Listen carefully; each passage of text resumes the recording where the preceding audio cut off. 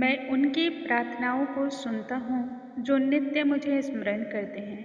मैं उनकी रक्षा करता हूँ जो मेरे नाम का जाप करते हैं। जो मेरा ध्यान करते हैं वैसे भक्तों को मैं कभी भी अकेला नहीं छोड़ता तथा हर विपत्ति से उसे बाहर निकालता हूँ। भगवान विष्णु कहते हैं, जो व्यक्ति प्रतिदिन मेरे नामों का स्मरण करता है, प्रतिदिन मेरे नामों के महात्म्य का पठन करता है अथवा मेरे नाम का कीर्तन करता है, उन व्यक्तियों को, उन भक्तों को मैं हर परेशानी से मुक्त रखता हूँ। नमस्कार दोस्तों, आप सभी का मेरे चैनल पे बहुत बहुत स्वागत करती हूँ। आज के इस वीडियो में हम सुनेंगे पद्म पुराण की कथाएं। पद्म पुराण में कुल 7 खंड हैं। आज के इस वीडियो में हम पहले खंड, जिसे कि सृष्टि खंड के नाम से जानते हैं, इसमें कुल 82 अध्याय हैं। पहले अध्याय का आज इसमें पाठ आरंभ कर रही हूँ। कल के वीडियो में हमने पद्म पुराण के महात्म्य का श्रवण किया था। उस महात्म्य में हमने जाना क्यों व्यक्तियों को पद्म पुराण पढ़ना चाहिए, सुनना चाहिए अथवा किसी दूसरे को सुनाना चाहिए। इससे किस प्रकार के पुण्य की प्राप्ति होती है। जो व्यक्ति प्रत्येक दिन पद्म पुराण का पाठ करता है, उन व्यक्तियों को अनंत पुण्यों की लाभ की प्राप्ति होती है। फागुन मास में पद्म पुराण का पाठ श्रवण करना, पठन करना अनंत लाभों को देने वाला होता है, क्योंकि फागुन के माह में भगवान विष्णु की और महादेव जी की पूजा विशेषकर होती है। यह एक ऐसा माह है जिस माह में दोनों ही महादेव की पूजा होती है, दोनों देवाधिदेव की पूजा होती है। हमारे दूसरे चैनल पर शिव महापुराण की कथाएं चल रही हैं। आप उस चैनल पे भी चेकआउट अवश्य करें ताकि उसके भी लाभों को आप प्राप्त कर सकें। दूसरे चैनल पे शिव महापुराण की कथाएं प्रतिदिन आरंभ हैं।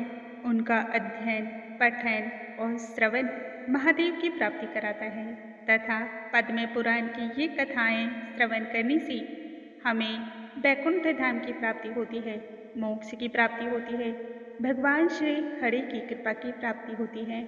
आइए आज से हम पद्म पुराण के सृष्टि खंड के अध्यायों का पाठ आरंभ करेंगे, जिसमें कुल 82 अध्याय हैं। आज प्रथम अध्याय का हम पाठ करेंगे, जो कि अनंत फलों को देने वाला है, अनंत पुण्यों को देने वाला है। इस पाठ में भीष्म और कुल सत्य का संवाद है, जो कि सृष्टि क्रम का वर्णन तथा भगवान विष्णु की महिमा को बताता है। सबसे पहले भगवान श्री गणेश का ध्यान कर लेंगे, जो कि हमारे प्रथम पूज्य देवता हैं, और फिर भगवान हरि का नाम लेते हुए हम पाठ आरंभ करेंगे। श्री वक्रतुंड महाकाय सूर्यकोटि समप्रभा निर्विघ्नं कुरु मे देव सर्वकार्येषु सर्वदा। ओम नमो भगवते वासुदेवाय। सूत जी आगे कहते हैं, महर्षियों, जो सृष्टि रूप मूल प्रकृति के ज्ञाता तथा इन भावात्मक पदार्थों के दृष्टा हैं, जिन्होंने इस लोक की रक्षा की है, जो लोक तत्व के ज्ञाता तथा योग वेत्ता हैं, जिन्होंने योग का आश्रय लेकर के संपूर्ण चराचर जीवों की सृष्टि की है, रचना की है, और जो समस्त भूतों तथा अखिल विश्व के स्वामी हैं, उन सच्चिदानंद परमेश्वर को मैं नमस्कार करता हूँ। फिर ब्रह्मा, महादेव, इंद्र, अन्य लोकपाल तथा सूर्य देव को एकाग्रचित्त से होकर के नमस्कार करके ब्रह्म स्वरूप वेद व्यास जी को मैं प्रणाम करता हूँ। उन्हीं से इस पुराण विद्या को प्राप्त करके मैं आपके समक्ष प्रकाशित करता हूँ, जो नित्य सद सत्य स्वरूप अव्यक्त एवं सबका कारण है। वह ब्रह्म ही महत्व से लेकर के विशेष पर्यंत विशाल ब्रह्मांड की सृष्टि करता है। यह विद्वानों का निश्चित सिद्धांत है। सबसे पहले हिरण्यमय अखंड में ब्रह्मा जी का प्रादुर्भाव हुआ। वह अखंड सब ओर जल से घिरा है। जल के बाहर तेज का घेरा और तेज के बाहर वायु का आवरण है। वायु आकाश से और आकाश भूतादि से घिरा है। अहंकार को महत्तत्व ने घेर रखा है और महत्तत्व को अव्यक्त मूल प्रकृति से घिरा है। उक्त अखंड को ही संपूर्ण लोकों की उत्पत्ति का आश्रय बताया गया है। इसके सिवा इस पुराण में नदियों पर्वतों की उत्पत्ति का बारंबार वर्णन आया है। मनवंतरों और कल्पों का भी संक्षेप में वर्णन इसमें मिलता है। पूर्व काल में ब्रह्मा जी ने महात्मा पुलस्त्य को इस पुराण का उपदेश दिया था। फिर पुलस्त्य ने इसे गंगा द्वार यानी कि हरिद्वार में भीष्म पितामह को सुनाया था। इस पुराण का पठन, श्रवण तथा विशेषतः स्मरण करने से ही मनुष्य को धन, यश और आयु को बढ़ाने वाला तथा संपूर्ण पापों का नाश कराने वाला है। जो द्विज अंगों और उपनिषदों सहित चारों वेदों का ज्ञान रखता है, उसकी अपेक्षा वह अधिक विद्वान है जो केवल इस पुराण का ज्ञाता है। इतिहास और पुराणों के सहारे ही वेद की व्याख्या करनी चाहिए, क्योंकि वेद अल्पज्ञ विद्वान से यह सोच कर डरता रहता है कि कहीं यह मुझ पर प्रहार न कर बैठे, अर्थ का अनर्थ न कर बैठे। इसका अर्थ होता है कि पुराणों का अध्ययन किए बिना ही वेदार्थ का ठीक ठीक ज्ञान प्राप्त नहीं होता। यह सुनकर ऋषियों ने सूत जी से पूछा, हे मुनि, भीष्म जी के साथ पुलस्त्य ऋषि का समागम कैसे हुआ? पुलस्त्य मुनि तो ब्रह्मा जी के मानस पुत्र हैं। मनुष्य को उनका दर्शन होना दुर्लभ है। हे महाभाग, भीष्म जी को जिस स्थान पर और जिस प्रकार पुलस्त्य जी का दर्शन हुआ, वह सब हम आपके श्रीमुख से सुनना चाहते हैं। इस पर सूत जी ने कहा, महात्माओं, साधुओं का हित करने वाले विश्व पावनी महाभागा गंगा जी जहाँ पर्वत मालाओं को भेद कर बड़े वेग से बाहर निकली है, वह महान तीर्थ गंगा द्वार के नाम से विख्यात है। पितृभक्त भीष्म जी वहीं निवास करते थे। वे ज्ञानोपदेश सुनने की इच्छा से बहुत दिनों से महापुरुषों के नियम का पालन करते थे। स्वाध्याय और तर्पण के द्वारा देवताओं और पितरों की तृप्ति तथा अपने शरीर का शोषण करते हुए भीष्म जी के ऊपर भगवान ब्रह्मा बहुत प्रसन्न हुए। वे अपने पुत्र मुनि श्रेष्ठ पुलस्त्य जी से इस प्रकार बोले, बेटा, तुम कुरुवंश का भार वहन करने वाले वीरवर देव व्रत के, जिन्हें भीष्म के नाम से जानते हैं, उनके समीप जाओ, उन्हें तपस्या से निवृत्त करो और इसका कारण भी बतलाओ। महाभाग भीष्म अपने पितृभक्ति के कारण भगवान का ध्यान करते हुए गंगा द्वार में निवास करते हैं। उनके मन में जो जो कामना हो उसे शीघ्र पूर्ण करो, इसमें विलंब नहीं होना चाहिए। पितामह का इस प्रकार का वचन सुनकर के मुनिवर पुलस्त्य जी गंगा द्वार में आए और भीष्म जी से इस प्रकार बोले, वीर, तुम्हारा कल्याण हो। तुम्हारे मन में जो भी इच्छा हो उसके अनुरूप तुम कोई वर मांग लो। तुम्हारी तपस्या से साक्षात भगवान ब्रह्मा जी प्रसन्न हुए हैं और मुझे यहाँ पर उन्होंने ही भेजा है। मैं तुम्हें तुम्हारे मन के इच्छा अनुरूप वरदान दूंगा। पुलस्त्य जी का वचन मन और कानों को सुख और अमृत पहुंचाने वाला था। उसे सुनकर भीष्म ने आंखें खोल दी और देखा सामने पुलस्त्य जी खड़े हैं। उन्हें देखते ही भीष्म जी उनके चरणों पर गिर पड़े। उन्होंने अपने संपूर्ण शरीर से पृथ्वी का स्पर्श करते हुए उन मुनि श्रेष्ठ को साष्टांग प्रणाम किया और फिर कहा, हे भगवान, आज मेरा जन्म सफल हो गया। यह दिन बहुत ही सुंदर है, क्योंकि आज आपके विश्ववंद चरणों का मुझे दर्शन प्राप्त हुआ है।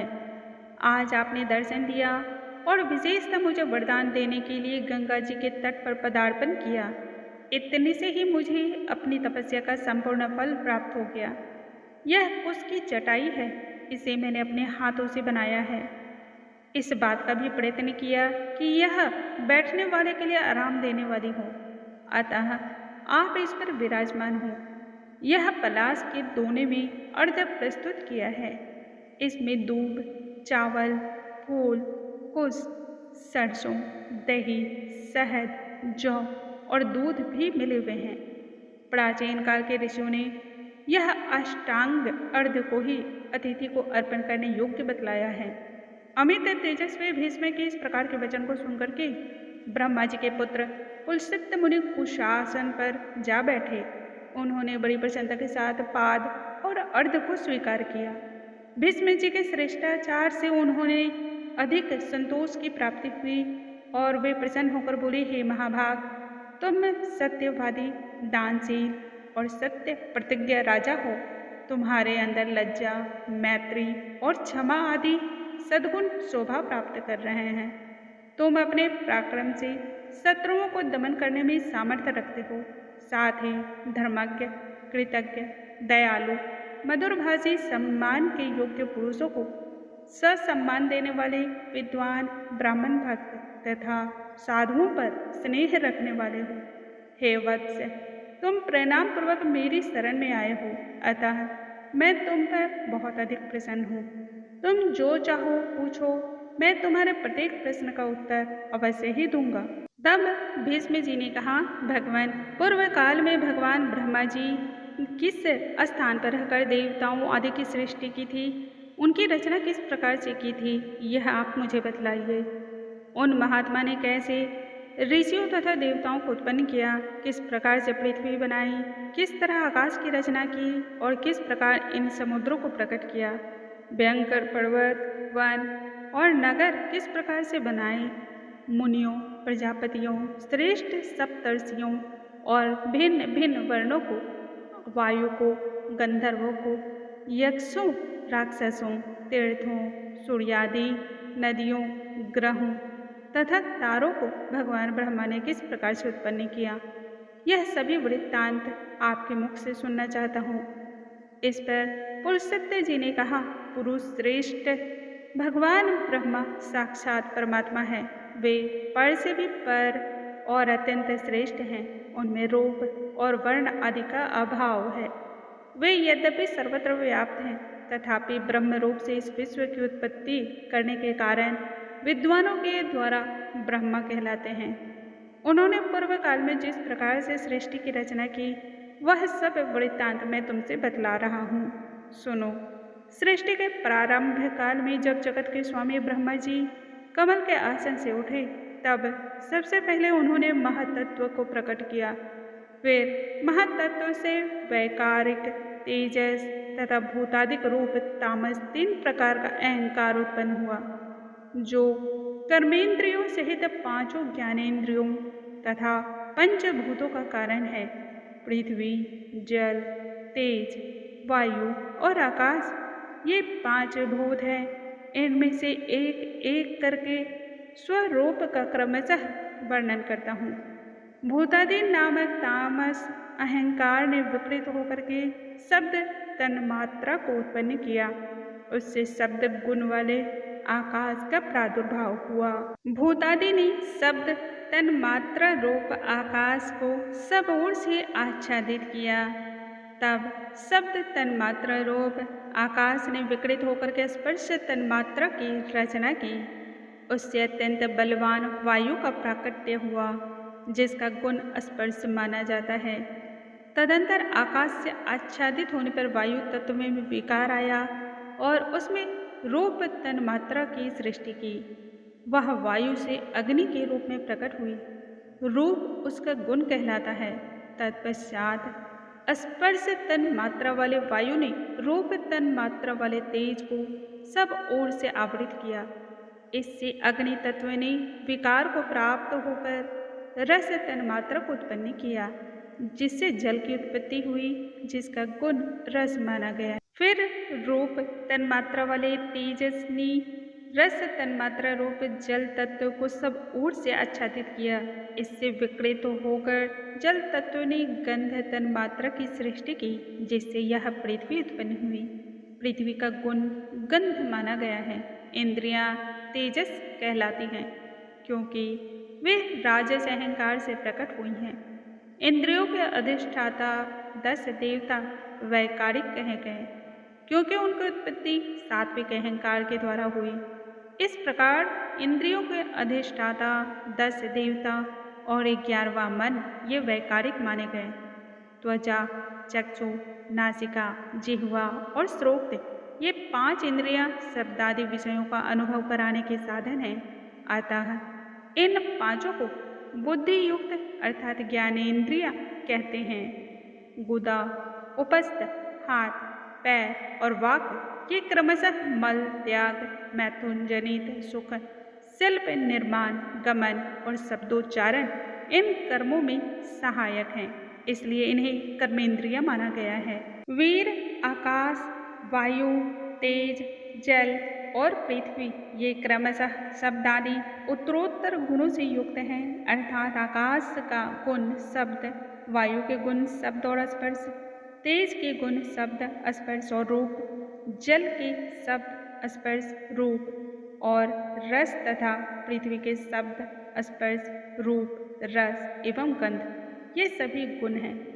उक्त पांचों भूत शांत, घोर और मूढ़ हैं, अर्थात सुख, दुख और मोह से युक्त हैं। अतः ये विशेष कहलाते हैं। ये पांचों भूत अलग अलग रहने पर भिन्न भिन्न प्रकार की शक्तियों से संपन्न हैं। अतः परस्पर संगठित हुए बिना, पूर्णता मिले बिना ये प्रजा की सृष्टि करने में सामर्थ्य न हो सके। इसलिए परम पुरुष परमात्मा ने संकल्प के द्वारा इसमें प्रवेश किया। महतत्व से लेकर के विशेष पर्यंत सभी तत्व पुरुष द्वारा अधिष्ठित होने के कारण पूर्ण रूप से एक तत्व को प्राप्त हुए। इस प्रकार परस्पर मिलकर के तथा एक दूसरे का आश्रय लेकर उन्होंने अखंड की उत्पत्ति की।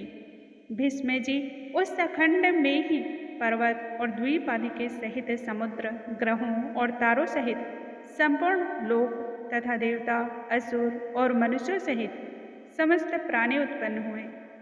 वह अखंड पूर्व की अपेक्षा 10 गुने अधिक जल, अग्नि, वायु, आकाश और भूतादि अर्थात तामस अहंकार से आवृत है। भूतादि महतत्व से घिरा है तथा इन सब के सहित महतत्व भी अव्यक्त के द्वारा आवृत है। भगवान विष्णु स्वयं ही ब्रह्मा होकर के संसार की सृष्टि में परिवृत होते हैं तथा जब तक कल्प की स्थिति बनी रहती है तब तब वे ही युग युग में अवतार धारण करके संपूर्ण सृष्टि की रक्षा करते हैं।